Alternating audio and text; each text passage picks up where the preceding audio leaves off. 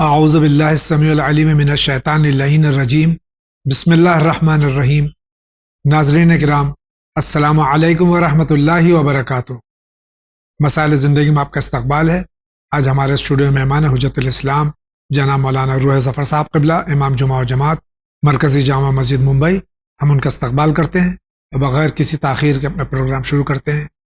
آغا السلام علیکم ورحمۃ اللہ وبرکاتہ۔ علیکم السلام ورحمۃ اللہ۔ مزاج بخیر آغا؟ الحمدللہ، شکر ہے خدا کا۔ اگر اجازت ہو تو شروع کریں۔ بسم اللہ۔ آئیے دیکھتے ہیں سب سے پہلے سوال کہاں سے ہے۔ السلام علیکم مولانا اور جاوید بھائی۔ مولانا سے میرا سوال ہے کہ نماز امام جمانہ کیسے پڑھتے ہیں مولانا، اور نماز امام جمانہ پڑھنے کے بعد کیا پڑھنا چاہیے؟ دوسرا یہ کہ نماز شکرانہ کیسے پڑھتی ہیں، اور نماز شکرانہ ادا کرنے کے بعد کیا پڑھنا چاہیے؟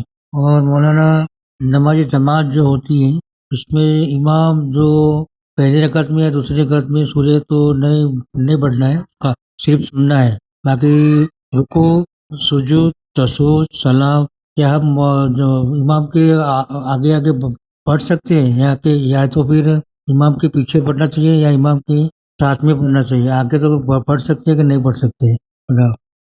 یہ ہمارے بھائی کے 3 سوال ہیں، اور پہلا سوال یہ ہے کہ نماز امام زمانہ اجل اللہ تعالیٰ فرجہ شریف کس طرح پڑھی جاتی ہے، اور اس کے بعد کیا پڑھنا چاہیے؟ نماز امام زمانہ اجل اللہ تعالی فرجہ شریف 2 رکعت نماز ہے، جیسا کہ شیخ عباس قمی نے مفاتیح الجنان میں ذکر کیا ہے، اور اس کی خصوصیت یہ ہے کہ نیت کرنے کے بعد جب سورہ الحمد پڑھیں تو ایاک نعبد و ایاک نستعین کو 100 بار پڑھیں، اور اس کے بعد غیر المغضوب علیہم ولا الضالین تک پڑھ کے ایک بار قل هو اللہ پڑھ کے پہلی رکعت مکمل کریں، سجدہ اور رکوع سجدے کے ساتھ، اور پھر کھڑے ہو جائیں، دوسری رکعت بھی اسی طریقے سے پڑھیں، اور پھر رکوع، سجود اور تشہد سلام کے ساتھ نماز پڑھیں۔ یہ امام کی، اور اس کے بعد کیا پڑھنا چاہیے؟ امام کی سلامتی کی دعا کرنا چاہیے، امام کے ظہور کی دعا کرنا چاہیے۔ کتابوں میں لکھا خود دعائے الہی عظم البلا کو پڑھیں، یہ پڑھنا چاہیے۔ ظاہر سی بات ہے کہ ساری حاجتیں، ساری ضرورتیں، سارے جتنی بھی دعائیں ہیں سب ان کے توسط سے، ان کے ذریعے سے قبول ہوتی ہے، تو جب ان کو یاد کیا ہے تو پھر جو بھی دعا ہے انسان کی وہ اس نماز کے بعد مانگ سکتا ہے۔ دوسرا سوال ان کا، نماز شکرانہ کس طرح سے ادا کی جائے؟ نماز شکرانہ کا کوئی خاص طریقہ نہیں ہے، بالکل نماز صبح کی طرح، جیسے 2 رکعت آپ صبح کی پڑھتے ہیں ویسے ہی نیت کی شکر نماز شکرانہ پڑھتے ہیں 2 رکعت، جیسے صبح پڑھتے ہیں ویسے ہی پڑھ کے قربت اللہ پڑھا جا سکتا ہے۔ اور اس کے بعد بھی ظاہر سی بات ہے شکرانے کے طور پر نماز پڑھا ہے تو جو دعا چاہیں مانگ سکتے ہیں۔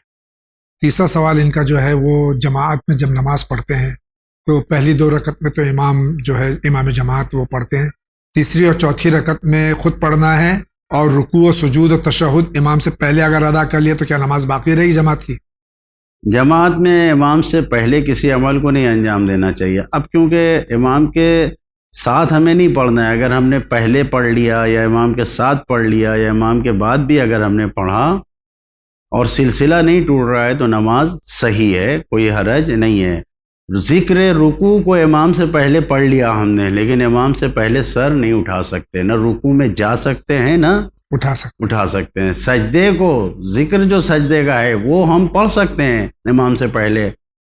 مثال کے طور پر امام قرات کے ساتھ پڑھ رہا ہے سبحان ربی الاعلی و بحمدہ، اور ہم نے بغیر اس کے لحن کے پڑھا سبحان ربی الاعلی و بحمدہ، تو ہم نے پہلے پڑھ لیا، تو اس میں کوئی حرج نہیں ہے، لیکن نہ سجدے میں پہلے جا سکتے ہیں اور نہ سجدے سے سر اٹھا سکتے ہیں۔ تو ذکر پڑھنے میں امام سے پہلے کوئی حرج نہیں ہے، یا امام کے ساتھ یا امام کے بعد کوئی حرج نہیں ہے۔ شکریہ بہت بہت۔ اگلے سوال کی طرف بڑھتے ہیں۔ السلام علیکم مولانا صاحب، ہمارا سوال یہ ہے کہ جسے ہم اپنے شوہر سے بہت محبت کرتے ہیں، ہر بات ان کی مانتے ہیں، پھر بھی ان کو ایسا لگتا ہے کہ میں ان کی بات نہیں مانتی ہوں، اور وہ مجھ سے بولتے ہیں کہ نہیں تم مجھ سے جھوٹی محبت کرتی ہو، بات بات پہ مجھ سے بھڑک جاتے ہیں۔ کبھی کبھی تو میں ان کی بات کو اگنور کر دیتی ہوں، نہیں ان سے زبان لڑاتی ہوں، اور کچھ باتیں ایسی ہوتی ہیں جن سے میں مجبور ہو جاتی ہوں بولنے کے لیے۔ تو ایسی حالت میں کیا کروں؟ میں بہت کنفیوز ہوں، کبھی کبھی مجھے ڈر لگتی ہے کہ میں نے جو بولا وہ گناہ کر دیا، کیونکہ باتیں ایسی رہتی ہیں کہ مجھے بولنا ہی پڑتا ہے، اس کا جواب دینا ہی پڑتا ہے۔ تو آپ میری سوال کا جواب ضرور دیں، شکریہ، خدا حافظ۔ یہ شوہر کی اطاعت کرتی سب کچھ ہے، لیکن وہ کہتے ہیں تم مجھ سے صحیح محبت نہیں کرتی ہو، اور کبھی کبھی یہ غصے میں آ کے جو ہے یہ پلٹ کے جواب دے دیتی ہیں، تو اس سلسلے میں آپ کیا فرماتے ہیں؟ شوہر اس طریقے کی بدزنی اور بدگمانی میں مبتلا ہیں تو ان سے بات کرنا چاہیے، ان کو سمجھانا چاہیے. اور حقیقت ہے کہ مردوں کو بھی بلا وجہ کسی عورت سے، اپنی بیوی سے بدظن نہیں ہونا چاہیے. اب اگر ایسی صورت میں کچھ غلط باتیں کہیں، شوہر غلط کہہ رہا ہے اور انہوں نے اپنا دفاع کرتے ہوئے اس کا جواب دیا، حق کے ساتھ اگر جواب دیا شوہر کا غلط بات کا، تہمت کا یا الزام کا یا جھوٹی بات کا، اگر انہوں نے جواب دیا تو اس میں کوئی گناہ نہیں ہے، کوئی حرج نہیں ہے. لیکن اگر خدا نخواستہ شوہر کے پر چلانے یا بولنے میں غلط اور جھوٹی بات کوئی کہی تو پھر وہ گناہ ہے، اس کا خدا سے توبہ کرنا. شکریہ. اگلا سوال. مولانا صاحب السلام علیکم، میں بھساول سے احمد بول رہا ہوں. مولانا صاحب جیسے جماعت سے نماز پڑھتے تو کیا کہتے ہیں جوہر اثر کے پیش امام جیسے خاموشی سے پڑھتا ہے تو میرے کو کیا کہتے ہیں خاموش رہنا بہتر ہے یا سبحان اللہ بہتر ہے یا دوسرا سورہ حمد یا دوسرا سورہ پڑھنا بہتر ہے، اس میں کیا ہے؟ السلام علیکم جاوید بھائی. مولانا صاحب میرا نام سید شرافت علی ہے، میں رانچی سے بول رہا ہوں. میرا سوال یہ تھا، جمعے کی نماز کے بعد ظہر کی نماز تو 10 روزہ کے لوگ پڑھتے نہیں ہیں، لیکن عصر کی نماز جو ہوتی ہے، عصر کی نماز پھر باجماعت جو ہوتی ہے تو عالم دین کو دیکھا گیا ہے کہ چاروں رکعت میں خاموشی سے پڑھتے ہیں، تو پھر ہم لوگوں کو کیسے پڑھنا ہے؟ تو آواز تو آتی نہیں، تو عصر کی نماز تو ایسے بھی کہ خاموشی سے پڑھنا ہے تو مولانا پڑھتے ہیں، باقی سب لوگ بھی خاموشی سے پڑھتے ہیں، تو کیا ہم لوگوں کو 2 رکعت دہرانا ہے یا پھر اپنے سے پڑھنا ہے یا کیسے پڑھنا ہے، یا نیت باندھ کے صرف بس وہی جمعے کی نماز کی طرح سے کھڑے رہنا ہے، رکوع سجدہ بجا لینا ہے؟ یہی پوچھنا تھا کس طرح سے ہوگی، کیونکہ خاموش رہتے ہیں، عالم دین پڑھاتے رہتے ہیں، چاروں رکعت خاموشی سے سنائی نہیں دیتا ہے. یہ مسئلہ ہے جس کو کیسے ہم لوگ پڑھیں، واضح کر دیا جائے. السلام علیکم، بہت بہت شکریہ. بساول سے بھائی کا سوال ہے کہ جماعت کی نماز میں ظہرین میں اور مغرب کی تیسری رکعت میں اور عشاء کی آخری 2 رکعتوں میں جب امام خاموش رہتا ہے تو اس وقت مامون کا کیا فریضہ ہے؟ دیکھیے، جماعت کے وقت جو ہے، جو سورہ اور الحمد کی جو تلاوت ہو رہی ہے، اس وقت جب زور سے امام پڑھ رہا ہے تو اسے غور سے سننا چاہیے، تاکہ اگر ہم خدا نخواستہ فرادہ جب پڑھتے ہیں کچھ غلطی ہو تو وہ صحیح ہو جائے. جی. تو اب صبح کی نماز میں، مغرب کی نماز میں، عشاء کی نماز میں تو اسے بغور سننا چاہیے. مغرب، ظہر اور عصر کی جو پہلی اور دوسری رکعت کی نماز ہے، اس میں یا تو انسان خاموش ہے تو بھی کوئی حرج نہیں ہے، اگر اس کی جگہ ذکر خدا کر رہا ہے، سبحان اللہ الحمدللہ یہ کہہ رہا ہے تو بھی کوئی حرج نہیں ہے، ثواب کا کام ہے. لیکن ہمیں سورہ یا الحمد نہیں پڑھنا ہے اس وقت. تیسری اور چوتھی رکعت میں جب امام پڑھتا ہے تو تسبیحات اربع پڑھتا ہے، تو اس وقت ہمیں تسبیحات اربع پڑھنا واجب ہے. سبحان اللہ والحمدللہ ولا الہ الا اللہ اللہ اکبر، یہ تسبیحات اربع ہمیں پڑھنا واجب. شکریہ. اگلا سوال. السلام علیکم، میرا نام سید ریاض حسین جعفری، میں ناگپور شہر سے بول رہا ہوں. آپ کی خدمت میں، علی جاوید جیجی صاحب کی خدمت میں اور آپ کے چینل کی خدمت میں بہت بہت سلام. ایک سوال ہے کہ مولا کائنات علی بن ابی طالب علیہ السلام کی پنڈلی میں جو تیر پیوست ہوا تھا تو وہ کون سی جنگ تھی؟ کتاب کا حوالہ بتائیں. اور دوسرا سوال ہے کہ عید وفات میں روح قبض ہونے کے بعد اگر دفن 2 دن کے بعد کیا جائے تو روح قبض ہونے کے بعد سے یا دفن ہونے کے بعد سے عید وفات کی تاریخ شروع ہوتی ہیں؟ جواب عنایت فرمائیں. شکریہ. خدا حافظ. ہمارے بھائی کا 2 سوال ہیں. پہلا سوال یہ ہے کہ مولانا متقیان علیہ الصلوۃ والسلام کے پائے مبارک میں جو تیر پیوست ہوا تھا کس جنگ میں ہوا تھا؟ مختلف تاریخ کی جو کتابیں ہیں اس میں جو ہمارے علماء نے لکھا ہے معین نہیں کیا ہے. سب نے مثلا کشف اسرار معبودی میں بھی ہے اور انوار النعمانیہ میں بھی ہے، ارشاد القلوب میں ہے. ان کتابوں میں یہ لکھا ہے کہ بعض جنگوں میں سے، بس یہ لکھا ہے بعض جنگوں میں، جنگ کا نام نہیں ہے، ایک تیر امام کے لگا تھا. جی. ان کتاب میں تفصیل سے واقعہ ذکر کیا گیا، خصوصاً کشف الاسرار معبودی جو ہے اس میں انہوں نے تفصیل سے ذکر کیا ہے اس واقعے کو. امام کے پیر میں تیر لگنے، لیکن جنگ کا نام نہیں لکھا ہے۔ عدہ وفات کے سلسلے میں بھائی کا سوال ہے کہ جس دن انتقال ہوا اور اگر 2 دن بعد تدفین ہوئی ہے تو خاتون کو کس دن سے عدہ وفات شروع کرنا ہے؟ عدہ وفات 4 مہینے 10 دن ہے۔ جس وقت انسان کا انتقال ہوتا ہے شوہر کا، اسی وقت سے اس کا عدہ شروع ہو جاتا ہے، جی یعنی انتقال کے وقت سے۔ خدا نخواستہ مثلا کسی بیوی کے شوہر کا انتقال مثلا سعودی عرب میں ہوا، وہاں پہ ہوتا ہے کام کرنے والے، اب ان کا جنازہ آنے میں، میت آنے میں مہینہ بھی لگ جاتا ہے جی بعض وقت، تو اب عدہ کب، جب میت دفن ہو جائے گی تب نہیں، جس دن سے انتقال ہوا اسی دن سے ان کا عدہ ہو گیا۔ 4 مہینے 10 دن عدہ وفات ہے۔ بہت بہت شکریہ۔ اگلا سوال۔ جاوید بھائی اور مولانا صاحب السلام علیکم۔ میرا سوال یہ ہے کہ چھوٹے بچے 6 مہینے تک کے جو مرتے ہیں ان کو غسل دینا چاہیے یا تیمم کرانا چاہیے؟ اچھا، خدا حافظ۔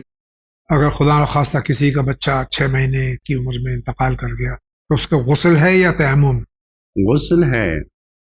پیدا شدہ بچہ بھی اگر انتقال کر جائے اور جسم اس کا پورا بنا ہے، پیدا شدہ بچہ ہے، تو اس کو بھی بالکل بڑوں کی طرح سے غسل دینا ہے اور کفن پہنانا۔ شکریہ۔ اگلا سوال۔ السلام علیکم مولانا صاحب، میں ذاکر بول رہا ہوں ناسک سے۔ ہمارا سوال یہ ہے کہ ہم اسلامی بک ردی میں بھیج سکتے ہیں؟ ہمارے سوال کا جواب ضرور دیں۔ خدا حافظ۔ یہ بچے کا سوال ہے کہ جو اسلامی کتب ہیں، کتابیں ہیں جس میں اللہ، رسول، اہل بیت علیہ الصلوۃ والسلام، قرآن کی آیات وغیرہ ہوں، کیونکہ اس کو ردی میں بیچ سکتے ہیں؟ نہیں، ہرگز نہیں، ایسی کتابوں کو ردی میں بیچنا جائز نہیں ہے۔ شکریہ۔ اگلا سوال۔ السلام علیکم مولانا صاحب۔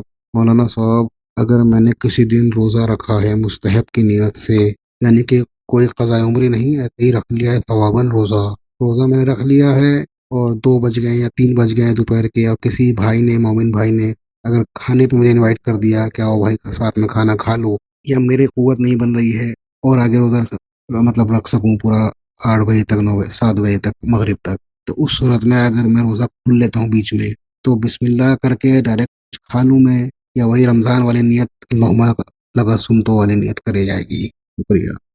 اس سوال کو کئی بار یہاں بیان کیا جا چکا ہے، لیکن میں اور اس میں اضافہ کر دوں کہ اگر کسی نے مستحب روزہ رکھا ہے بشرطے کہ اس کا واجب روزہ قضا نہ ہو، اور اس نے مستحب روزہ رکھا اور کسی نے اس کو افطار کرا دیا مومن نے، تو اس کو جو جس وقت افطار کر رہا ہے تو اس کو کیا دعا پڑھنی چاہیے جو ماہ مبارک رمضان میں افطار کے وقت پڑھی جاتی ہے؟ کوئی ضروری نہیں ہے، اور وقت سے پہلے بھی کر رہا ہے تو روزے کا ثواب ہے، خود روزہ نہیں ہے، لہٰذا افطار کی دعوت کو قبول کر لینا چاہیے، اس میں کوئی حرج نہیں ہے جس وقت بھی، اور کوئی دعا اور کوئی اس کو پڑھنے کی بھی ضرورت نہیں ہے، پروردگار دلوں کے حال سے واقف ہے۔ بہت بہت شکریہ۔ اگلا سوال۔ السلام علیکم مولانا صاحب، ہم ممبئی سے بول رہے ہیں۔ ہمارا سوال یہ ہے کہ جو مستحب روزے رکھے جاتے ہیں عدد رمضان کے روزے، تو کئی لوگ اس طرح کہتے ہیں کہ آپ روزہ رکھیے، اور مطلب اگر کوئی اور ہم کھلوا دیتا ہے یا کھلواتا ہے ہمارا روزہ سوال سے پہلے، تو وہ مانا جاتا ہے، تو اس کا کوئی ہم کو دلیل مانگے تو ہم کیسے دیں؟ یہ دوسرے کوئی لوگ نہیں مانتے، کہتے ہیں کہ آپ روزہ پہلے سے چھوڑ سکتے ہیں، یہ تو معذری نہیں پیتا جاتا ہے، تو کھولا جاتا ہے، تو اگر کوئی ہم کو دلیل مانگ رہا ہے تو کس طرح دیا جائے؟ ہمیں تو پورا معلوم ہے کہ ہاں ہم فالو کرتے آئے ہیں، بٹ کسی کو آنسر نہیں کرنے آتے ہیں، تو پلیز آپ اس کا آنسر ہمیں دیجیے، شکریہ۔ پتا ہے یہ سوالات آتے رہتے ہیں مستحب روزوں کے، اس میں پھر وضاحت فرما دیں کہ اگر قضا روزہ کسی پہ واجب ہے تو مستحب روزہ کس صورت میں رکھ سکتا ہے، اور اگر قضا روزہ نہیں اس کا کوئی باقی ہے تو مستحب روزہ کسی وقت کھول سکتا ہے؟ دلیل کیا ہے اس کی ہماری یہاں؟ اگر کسی انسان پر روزہ ماہ مبارک کا چھوٹا ہوا، اس کی قضا کرنا واجب ہے، تو مستحب روزہ، سنتی روزہ نہیں رکھ سکتا، پہلے واجب ادا کرنا ہے۔ اب اگر کسی کے ذمے نہیں ہے اور اس نے سنتی روزہ رکھا، مستحبی روزہ رکھا، اور کوئی دعوت دے رہا ہے، تو بغیر اعلان کیے ہوئے، بغیر بتائے ہوئے، اس کو معلوم ہے یا نہیں معلوم ہے، اور کسی نے دعوت دیا، تو مومن کی دعوت کو قبول کرنے کا بہت ثواب ہے۔ دلیل اس کی جیسے بہت سے ہمارے شرعی مسائل کی دلیل مرجع تقلید کا فتویٰ ہے، اسی طریقے سے آیت اللہ العظمیٰ آغا سیستانی کا فتویٰ اور دوسرے مراجع کا بھی یہی فتویٰ ہے کہ اگر انسان کسی مومن کی دعوت کو قبول کرتا ہے مستحبی روزے میں، اور مثلاً وہ شام کے 5 بجے اس نے کسی مومن نے دعوت دیا کہ آئیے بھائی، اور چائے ناشتے پہ بلا لیا اور اس نے قبول کر لیا، تو اس کو روزے کا ثواب ملتا ہے، مومن کی دعوت کے قبول کرنے کا ثواب ملتا ہے۔ اس کی دلیل ہمارے مراجع کرام کا فتویٰ ہے، اور حدیثوں میں بھی اس کو بیان کیا گیا ہے کہ جس حدیثوں کی بنیاد پر ہی مراجع نے فتویٰ دیا ہے۔ بہت بہت شکریہ، آگے بڑھتے ہیں۔ میرا نام کریم اللہ تمل ناڈu چنئی بیوی بزرگ ہے، 15 سال ہوگا، ان کا مہار نکالا نہیں، اب وہ نکال سکتے کیا، کس کو دے سکتے ہیں؟ ہمارے ذہن دیوا ہے۔ ان کی زوجہ کے انتقال کو 15 سال ہو گئے، اب یہ مہر ادا کرنا چاہتے ہیں تو کس کو ادا کرنا چاہیے، دینا چاہیے؟ یہ تو بیوی کا مال ہے، بیوی کا حق ہے، تو جو بیوی کے مال کا حقدار ہے اسی کو ملے گا۔ جی، تو اب بیوی کے مال کے حقدار میں خود شوہر بھی حقدار ہے، بچے حقدار ہیں، یہ ان کا مال ہے۔ اگر بچے اور خود اجازت دے دیں تو وہ کسی بھی جو حقدار فقیر ہے، مستحق ہے، غریب ہے، اس کو دے دیں، ثواب ملے گا۔ کوئی اس میں پہلا حق وہی ہے کہ جو مہر ہے وہ خود بیوی کا مال ہے، اور بیوی کے مال کا جو وارث ہے اسی کو دیا جائے گا۔ شکریہ آغا، آگے بڑھتے ہیں۔ وعلیکم جاوید صاحب، میں محمد چہری سے بول رہا ہوں۔ جی جاوید بھائی، پہلے تو میرے 2 سوال ہیں، اگر اس کی آپ وضاحت کر سکے تو آپ کی بہت بہت مہربانی ہوگی۔ جی جاوید بھائی، میرا پہلا سوال یہ ہے، جو مولا علی پنجتن پاک ہیں، ان کا توریت اور انجیل میں ذکر ہے تو کس نام سے؟ اگر اس سوال کی آپ وضاحت کر سکتے تو آپ کی بہت بہت مہربانی ہوگی۔ اور دوسرا سوال جو اہم ہے، کیونکہ ذیلحج کا مہینہ آ گیا ہے، غدیر بھی آپ کو ایڈوانس میں مبارک ہو، یہ بتائیے کہ بہت سے لوگ یہ کہتے ہیں جو غدیر خم ہیں، من کن تو مولا فائزن مولا، یہ رسول اللہ کا فرمان تھا کہ جس کا میں مولا اس کا علی مولا، یا پھر یہ فرمان خدا تھا، اللہ کا فرمان تھا جو انہوں نے رسول کے ذریعے سے کہا تھا کہ اے رسول کہہ دو کہ علی ہی وسیع ہیں اور ہمارے 12 وسیع ہوں گے؟ تو اس عید غدیر کے بارے میں اگر آپ کچھ وضاحت کر سکیں تو اور لوگوں کی انفارمیشن میں اضافہ ہوگا کہ جو ولایت علی جو ہے وہ بہت امپورٹنٹ ہے، یہ رسول کا نہیں بلکہ یہ خدا کا فرمان تھا۔ اگر اس سوالوں کی وضاحت کا آپ کر سکیں تو آپ کی بہت بہت مہربانی ہوگی۔ بہت بہت شکریہ، السلام علیکم۔ یہ پہلے بھی سوال آ چکا ہے اس طرح کا، لیکن پھر وضاحت فرما دیجیے کہ مولانا متقیان اور پنجتن پاک علیہ الصلاۃ والسلام کا ذکر گزشتہ کتب الہی میں کیا ذکر ہوا ہے ان کا؟ بالکل ذکر ہوا ہے۔ اب اگر ہم سے کوئی پوچھے کہ اس وقت موجودہ کتاب لا کے ہمارے سامنے رکھا جائے تو الحمدللہ تحریف کا اتنا زور ہے، یہ تو بس قرآن کا معجزہ ہے کہ جو تحریف سے باقی اور محفوظ ہے اور رہے گا انشاءاللہ۔ لیکن دوسری کتابوں کو بالکل تبدیل کر دیا گیا ہے۔ جی۔ آج کے توریت میں، آج کے انجیل میں یہ باتیں نہیں ملیں گی جو اہل بیت اطہار علیہ السلام فضائل ہیں۔ لیکن ہمارے پاس جو دلیل ہے، مامون کے دربار میں جس وقت مامون نے جی اسلام کی برتری کے عنوان سے بظاہر اور امام رضا علیہ السلام کے امتحان کے لیے جی جو مناظرے یہودیوں اور عیسائیوں کے عالم سے کیے ہیں، اس میں جو خود راس الجالوت یہ جو یہودیوں کا عالم تھا، یا جاسلیغ جو چرچ کا نمائندہ تھا، یہ آیا ہے، اس سے جو امام نے گفتگو کیا ہے اور اس میں لکھا ہے کیا تمہارے توریت میں یہ آیت نہیں ہے، تمہارے انجیل میں یہ آیت نہیں ہے، اس میں نام لے لے کے بتایا ہے، جس سے یقیناً معلوم ہوتا ہے کہ قدیم دور میں حتیٰ امام کے زمانے کی بھی جو توریت و انجیل تھی اس میں پنجتن پاک کا نام موجود تھا۔ جی اب اس وقت ہے یا نہیں ہے، پرانی کتابوں میں ہوگا، جی موجودہ میں ہے یا نہیں ہے، بہرحال دیکھنا پڑے گا، لیکن امام کے زمانے میں خود 8ویں امام نے جو استدلال کیا اور ان کا قبول کرنا اس بات کی دلیل ہے کہ موجود تھا۔ دوسرا سوال ان کا جو ہے عید اکبر، عید غدیر کے سلسلے میں ہے، اور یقیناً یہ ایک بالکل آج اس دور میں جبکہ یوٹیوب اور نیٹ وغیرہ جو ہے عام ہو گیا ہے، اس میں عنقریب ہی ایک بہت ہی جید عالم اہل سنت کا بھی پورا ویڈیو آیا ہے کہ جس میں انہوں نے اس کی تصدیق کی ہے، اور ہمارا عقیدہ ہے اور عامت المسلمین کا عقیدہ ہے کہ سرکار ختم مطبت صلی اللہ علیہ وآلہ وسلم اپنی مرضی سے کچھ ارشاد فرماتے ہی نہیں تھے۔ تو جو آپ کا یوم غدیر غدیر خم کے میدان میں اعلان ہے کہ من کنت مولا ہو فاحز علی مولا، یہ اللہ کی طرف سے اعلان تھا یا خود نبی نے اپنی طرف سے ارشاد فرمایا تھا؟ یقیناً آپ نے علم کے اضافے کے لیے سوال کو پوچھا ہے، اور ابھی غدیر کا موقع آنے والا ہے، بہت سے پروگرام چینل ون پہ دکھائے جائیں گے۔ ہم صرف ایک جملہ کہہ کے اپنی بات کو یہاں پر ختم کرنا چاہتے ہیں کہ خود اس شخص کا سوال کرنا اور آسمان سے پتھر کا نازل ہونا دلیل ہے کہ یہ اللہ کا پیغام تھا، نبی کا نہیں۔ بہت شکریہ آغا۔ اگلا سوال۔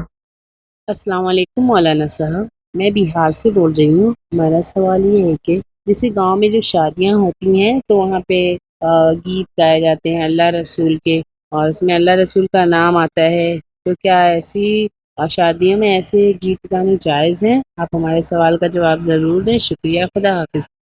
ہماری بہن بہار سے سوال کر رہی ہیں، انہوں نے یہ وضاحت نہیں فرمائی کہ یہ جو شادیوں میں گیت وغیرہ ہوتے ہیں یہ صرف خواتین میں ہی ہوتے ہیں یا مردوں میں الگ اور خواتین میں الگ، اور کیا یہ سنگیت کے آلات کے ساتھ ہوتے ہیں یا بغیر اس کے ہوتے ہیں جس میں اللہ رسول اور اہل بیت کا نام لیا جاتا ہے؟ دیکھیے، جو شادی بیاہ میں گیت گائے جاتے ہیں، اگر یہ گیت صرف خواتین بیٹھ کے گا رہی ہیں اور سننے والی بھی خواتین ہیں تو اس میں کوئی حرج نہیں ہے۔ اگر نامحرم ان کی آواز کو سن رہے ہیں تو پڑھنا یا اس کا گانا جائز نہیں ہے۔ دوسری بات یہ کہ اگر اس میں میوزک اور آلات ہیں، ڈھول باجے ہیں، تاشے ہیں، یہ سب ہیں تو بھی کرنا صحیح نہیں ہے۔ صرف بیٹھ کے عورتیں پڑھ رہی ہیں اور وہ آپس میں بیٹھی گھر کے اندر پڑھ رہی ہیں تو، اور ان کو مقصد بھی نہیں ہے کسی غیر کو سنانا، اور خود پڑھ رہی ہیں اور بغیر کسی آلات موسیقی کے، تو اس میں کوئی حرج نہیں ہے۔ لیکن اگر اللہ اور رسول کا نام ہو، قرآن ہو، قرآن کی آیتیں ہوں، قصائد اہل بیت ہوں، کچھ بھی ہو، اگر میوزک کے آلات کے ساتھ، موسیقی کے آلات کے ساتھ اگر اس کو پڑھا جا رہا ہے تو یہ جائز نہیں ہے۔ مراجع کرام کا فتویٰ ہے کہ یہ حرام ہے۔ لاکھ باتیں اچھی ہوں لیکن کیونکہ میوزک حرام ہے تو اس میوزک کے ساتھ اس کو پڑھنا سننا جائز نہیں ہے۔ شکریہ آغا۔ اگلا سوال دیکھتے ہیں کس کا ہے۔ السلام علیکم، میرا نام اسلم، میں پونے سے بات کر رہا ہوں۔ میں میرا سوال یہ تھا کہ اگر بارش کے موسم میں بارش نہیں تھی اس وقت، پر میں جس جگہ سے گزر رہا تھا وہاں پہ کھڈے میں بارش کا پانی تھا، تو گاڑی کے آنے سے مطلب وہ چھینٹے میرے اوپر اڑے تو پانی مطلب نتیجے سے میں لیے میں پٹکتا ہوں اس کے اندر۔ اب یہ عن قریب مانسون لیٹ سے ہی لیکن ہندوستان میں وارد ہو رہا ہے انشاءاللہ، تو اس میں یہ مسئلہ عام ہو جاتا ہے کہ بارش اگر ہو رہی ہے یا رک گئی ہے اور گڑھوں میں پانی بھرا ہوا ہے اور ہمارے علم میں نہیں کہ یہ پانی نجس ہے یا پاک ہے، وہ چھینٹیں پڑ گئیں تو کیا اس سے ہم اس لباس سے نماز پڑھ سکتے ہیں؟ اگر وہاں پر کوئی نجاست کا امکان نہیں ہے تو وہ پانی پاک ہے، لیکن عام طور سے سڑکوں پر یہاں پر جو ہمارے ہندوستان میں کتے دوڑا کرتے ہیں تو عام طور سے وہ نجس ہونے کا امکان ہے، احتیاط کرنا بہتر ہے۔ ورنہ اگر انسان کو یقین ہے کہ مثلا یہ پانی یہاں پر کوئی نجاست کا امکان نہیں ہے، جو نجاست ہیں ان میں سے کوئی نجاست اس پانی تک نہیں پہنچی ہے اور جب وہاں وہ پانی ہے، بارش ہونے کی صورت میں تو کچھ بھی کتنی بھی چھینٹ پڑ جائے، بارش ہو رہی ہے پانی ایک چھینٹ آ رہی تو پاک ہے۔ لیکن اگر بارش نہیں ہو رہی اور پانی جمع ہے تو وہاں پر اگر نجاست کا امکان نہیں ہے تو پانی پاک ہے۔ لیکن اگر جیسا کہ راستوں میں ہے اور گاڑی گزر رہی ہے تو معمولاً کتے دوڑا کرتے ہیں تو وہ جگہ نجس ہو جاتی ہے، لہٰذا احتیاط کرنا چاہیے، نجس ہو جائے گا وہ پانی۔ شکریہ آغا۔ ان کا کیا سوال ہے دیکھتے ہیں۔ السلام علیکم مولانا صاحب، ہمارا سوال یہ ہے کہ لوگ کہتے ہیں کہ گھر میں جو ہے تصویریں لگانا منع ہے کیونکہ فرشتے نہیں آتے ہیں، تو یہاں تک یہ صحیح ہے کہ ہم اپنی جگہ کوئی مرحوم تصویر یا کوئی دوسرے انسان کی تصویر اگر لگاتے ہیں تو یہ ٹھیک ہے یا نہیں؟ شکریہ سے جواب۔ سوال کو مختصر کر دوں، گھر میں تصویریں، جاندار کی تصویریں لگانا کیسا ہے؟ کوئی حرج نہیں ہے، مجسمہ نہیں لگایا جا سکتا لیکن تصویریں لگانے میں کوئی حرج نہیں ہے۔ شکریہ۔ اگلا سوال۔ ہم لوگ کچھ بھی تکلیف میں اور ان کی نیت کیسے کرے؟ اور مولانا صاحب میرا کوشچن یہ ہے کہ صبح کی نماز کے بعد پہلے ہم نے جیسے الحمد پڑھا، اس کے بعد कुल वल्लाह पढ़ना है कि इन्ना गन्ना पढ़ना है, ये ज़रूर बता दीजिएगा। क्योंकि बहुत से लोग इन्ना गन्ना पहले पढ़ते हैं, फिर दूसरे में कुल वल्लाह पढ़ते हैं। और सजदे में उठते वक्त मौलाना साहब मेरा ये भी सवाल है, सजदे में उठते वक्त अस्तगफिरुल्लाह रब्बे आतूब व इलैह या हिलैह बोलते हैं। और मौलाना साहब ये बता दीजिएगा मुझे, जो दुआ खुलता है कच्चा लगाता है, उसके लिए कोई दुआ या कोई भी चीज बता दीजिए। हमारे यहाँ है झाड़ू को लेटी का दर्जा दिया जाता है, क्या ये सही है? और मेरा लास्ट क्वेश्चन है, कोई बहुत बीमार रहता है तो कोई अच्छी भी दुआ बता दीजिए उसके लिए, या कोई भी तरीका। अस्सलाम वालेकुम मौलाना साहब। ये इनके 5 सवालात हैं जो चौथा समझ में नहीं आया क्या कहना चाह रही हैं। पहला सवाल ये कि तकलीद किसकी करनी चाहिए और नीयत क्या है तकलीद की? मर्जे तकलीद की तकलीद करना चाहिए। मिसाल के तौर पर अभी इस वक्त हमारे हिंदुस्तान में आयतुल्लाह उज़्मा गौस सिस्तानी की तकलीद कर रहे हैं, तो अब जो भी बालिग है उसको बालिग होने के वक्त नियत करना चाहिए कि हम आयतुल्लाह उज़्मा गौस सिस्तानी की तकलीद करते हैं, वाजिब क़ुर्बतन इलल्लाह, बस ये नियत होगी। और हर ज़माने में जो मर्जे तकलीद हो उसकी तकलीद की नियत करना चाहिए। खुदा न खास्ता हमारा मर्ज तकलीद इस दुनिया से चला गया, तो अब उसके बाद जिसकी हम तकलीद करें हमें फ़ौरन नियत करनी चाहिए। दूसरा सवाल इनका यह है कि सुबह की नमाज हो या और कोई नमाज हो, तो अक्सर जो है ये पहले सूरह हमद और उसके बाद इन्ना अंज़लना पढ़ा जाता है। कुछ लोग जो पहले अलहम्द के बाद में कुल हुवल्लाह पढ़ते हैं, तो दोनों तरीक़े में सही तरीक़ा क्या है?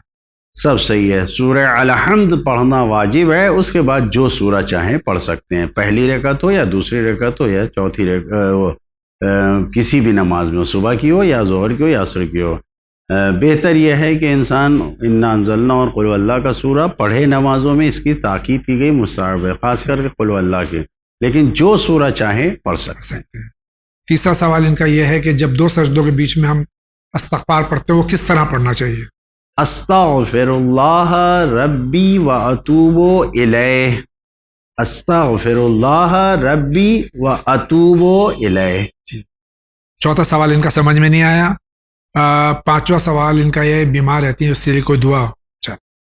अपनी नमाज़ों के बाद दुआ करें अपनी सेहत के लिए, और ख़ास करके अगर बहुत ज़्यादा वाक़ई बीमारी और दवाओं से इलाज नहीं हो पा रहा है, दवा को तो कभी नहीं छोड़ना चाहिए, हमेशा दवा का इस्तेमाल ज़रूरी है। लेकिन उसके साथ साथ सूरह अलहम्द के बारे में मिलता है कि जब इंसान को कोई बीमारी हो या परेशानी हो इस तरीक़े की मरज़, तो सूरह अलहम्द को पानी पर पढ़ के फूके और फिर पिए। दिन में जितनी बार आप पानी पी रहे हैं या पी रही हैं, उसको पानी पर सूरह अलहम्द पढ़ के फूकिए और फिर पीजिए, शिफा है।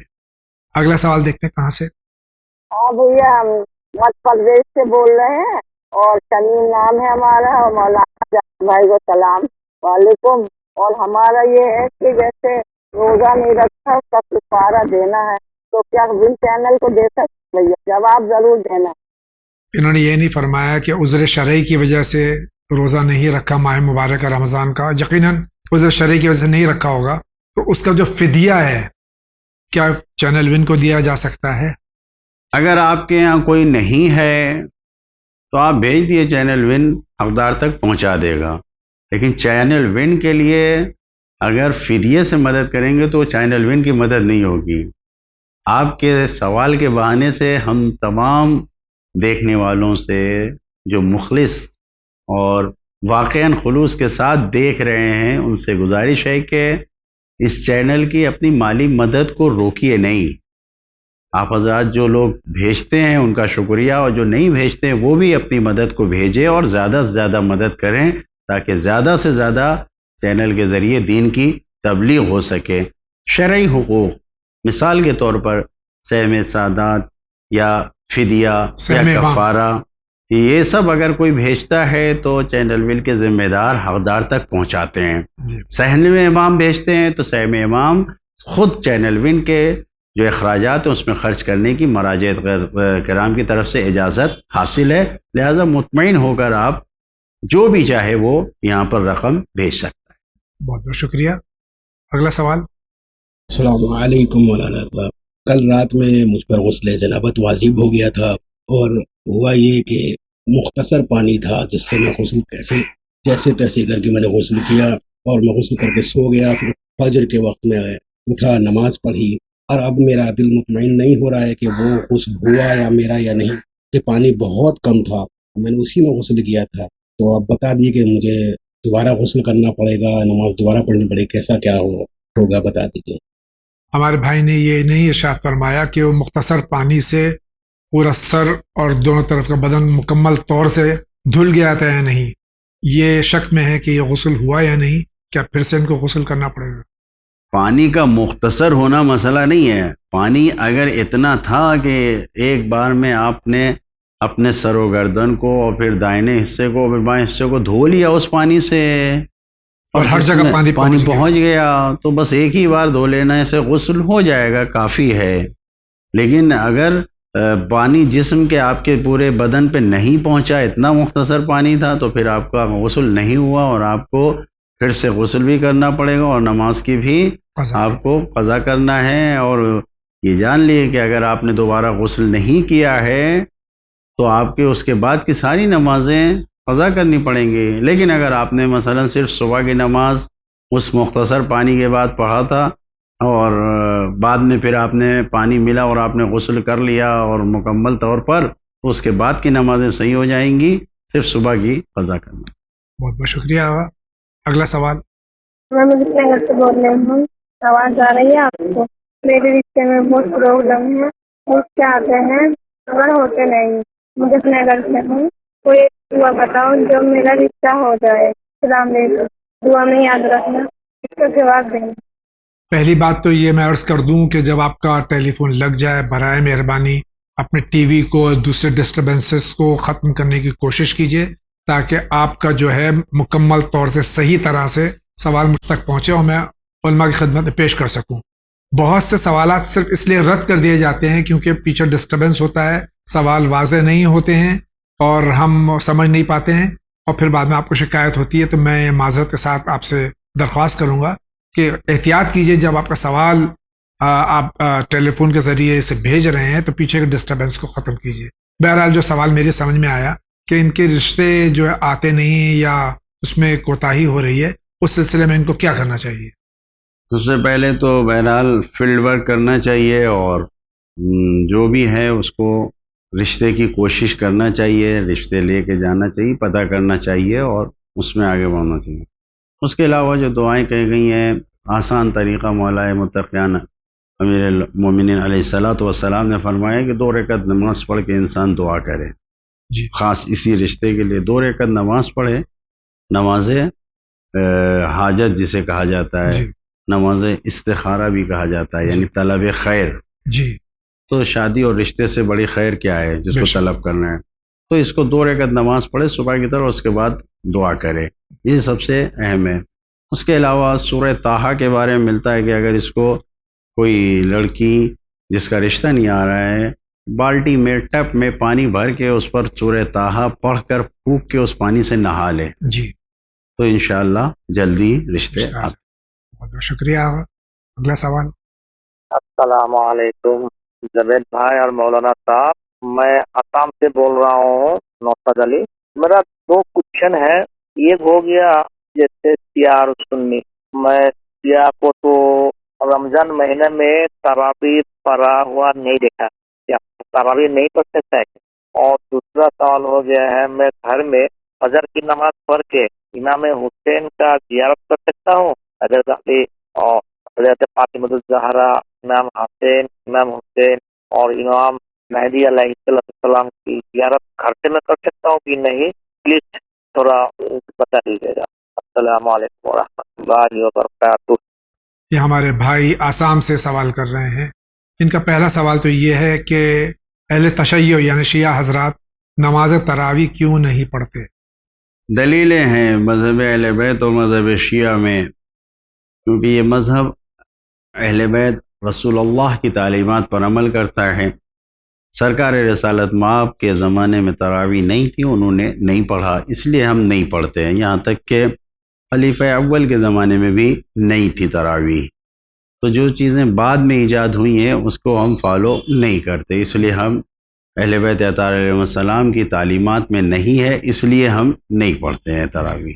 دوسرا سوال ان کا یہ ہے کہ یہ نماز صبح کے بعد میں معصومین علیہ الصلوۃ والسلام پنجتن پاک یا حضرت حجت اجل اللہ تعالیٰ فرج شریف کی زیارت پڑھنا چاہتے ہیں، ان کو سلام کرنا چاہتے ہیں، تو کیا صحیح ہے؟ بالکل صحیح ہے. نماز کے بعد انسان اہل بیت اطہار علیہ السلام پنجتن پاک کا نام لے کے ان کو سلام کرے، یا جو سلام طریقہ آیا ہے، جو دعاؤں کی کتاب میں زیارتیں لکھی گئی ہیں جی ان الفاظ کے ذریعے سلام کرے، بالکل صحیح ہے. یا صرف اتنا ہی کہہ دے السلام علیکم یا رسول اللہ، السلام علیکم یا امیر المومنین علی ابن ابی طالب.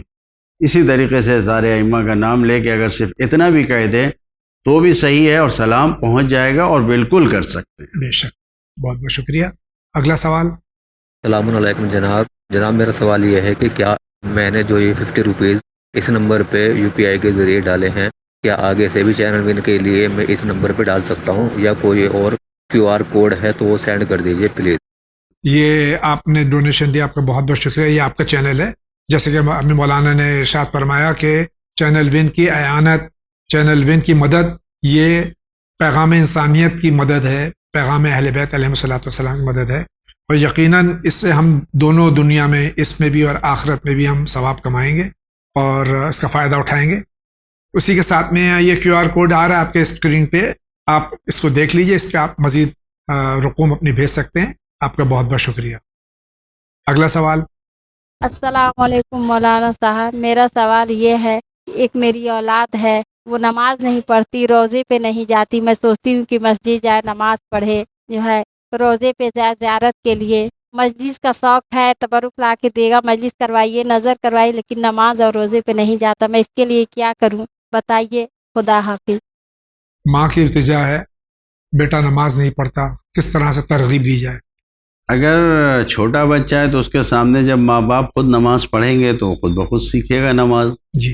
اور اگر سمجھدار ہے تو اس کو بتائے کہ جس خدا نے پیدا کیا ہے. جب ماں اور باپ جو اس دنیا میں مجازی خالق ہیں، ان کی باتوں کو وہ مان رہا ہے، جو وہ ماں کہہ رہی اس کو مان رہا ہے، جو باپ کہہ رہے اس کو مان رہا ہے، تو اس کو بتائیں کہ وہ خدا جس نے پیدا کیا اس کی عبادت کرنا چاہیے. تو سمجھا کے بات کر کے اس کو نماز کی طرف لایا جا سکتا ہے.